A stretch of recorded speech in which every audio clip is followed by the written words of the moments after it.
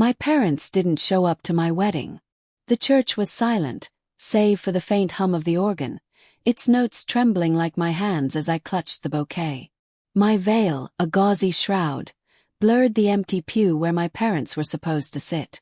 I'd wired them the money for their flights. $200, every cent I'd scraped from my savings, because they'd sworn they'd be here.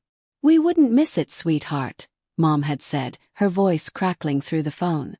But the pew was bare, the velvet cushion untouched, and the weight of their absence pressed harder than the corset digging into my ribs. I scanned the room, my pulse a frantic drumbeat. Guests shifted in their seats, their whispers sharp as thorns. My fiancé, David, stood at the altar, his smile tight, his eyes darting to the same empty space. I forced a breath, the air thick with the scent of lilies and wax, and told myself they were just late. Traffic, a missed connection, anything but intentional. But deep down, a splinter of doubt had already lodged itself. It had started weeks ago with Mom's vague texts, Dad's clipped voicemails. "Busy with work," they'd said. "Things are hectic." I'd brushed it off, too caught up in seating charts and dress fittings. Now, standing in my white gown, the splinter festered, sharp and undeniable. The officiant cleared his throat, and David's hand found mine, warm but clammy. "They'll show," he whispered, but his voice wavered, and I wondered if he was convincing himself too. I nodded, my throat tight, and the ceremony began. Vows were spoken, rings exchanged, but every word felt hollow, like an echo in an empty house. My eyes kept drifting to that pew, willing them to appear. They didn't. After, at the reception, the clink of champagne glasses and laughter felt like a mockery. I moved through the crowd, smiling until my cheeks ached, dodging questions about my parents. "They're under the weather," I lied, the words bitter on my tongue. David stayed close, his arm a steady anchor, but I caught him checking his phone, his brow furrowing. "Everything okay?" I asked, my voice sharper than I meant. "Yeah," he said too quickly, pocketing the phone. "Just checking on the caterer." But his eyes didn't meet mine, and that splinter twisted deeper. By midnight, the guests had thinned, and the dance floor was a graveyard of crumpled napkins and half-eaten cake. I slipped away to the bridal suite, needing air, needing answers. My phone buzzed as I sank onto a velvet chaise. A text from Mom. "Sorry, sweetheart. Something came up. We'll explain soon." No call, no voicemail, just those cold words glowing on the screen. My chest tightened, a sob clawing its way up, but I swallowed it. I dialed her number. Straight to voicemail. The door creaked open, and David stepped in, his tie loosened, his face pale. "You okay?" he asked, but there was something in his tone. Guilt, maybe, or fear. "They didn't come," I said, my voice breaking. "They didn't even call." He knelt beside me, his hands on my knees. "I know. I'm so sorry, Ellie.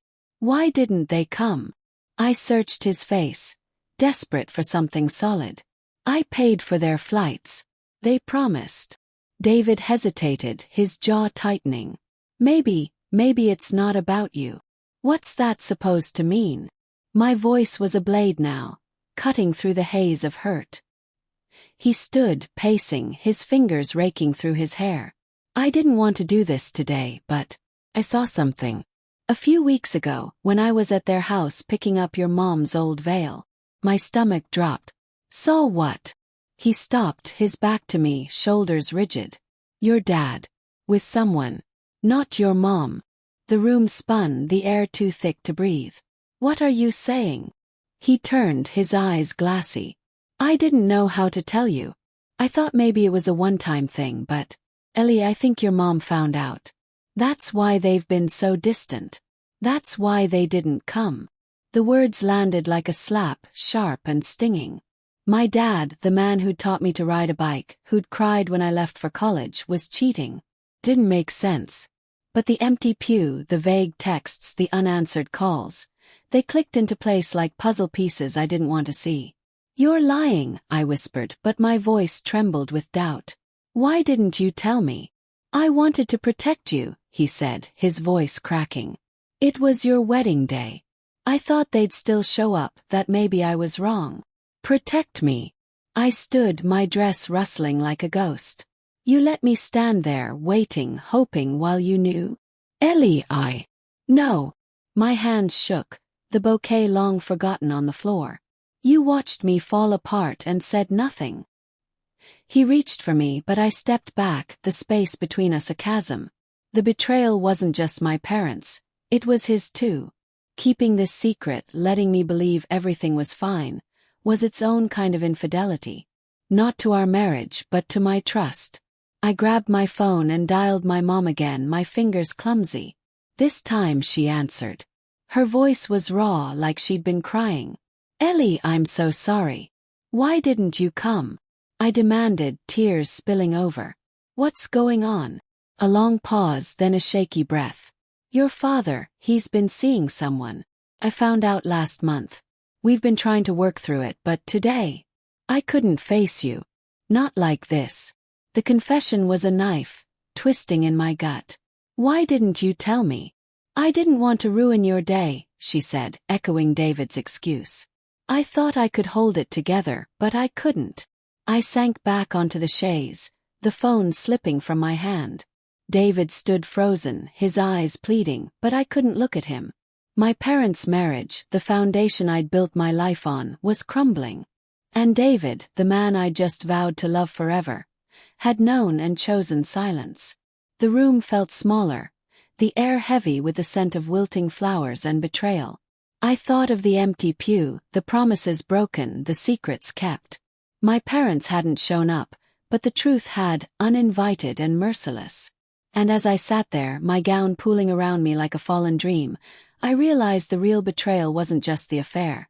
It was the silence, the lies, the love that had been there but wasn't enough to hold us together.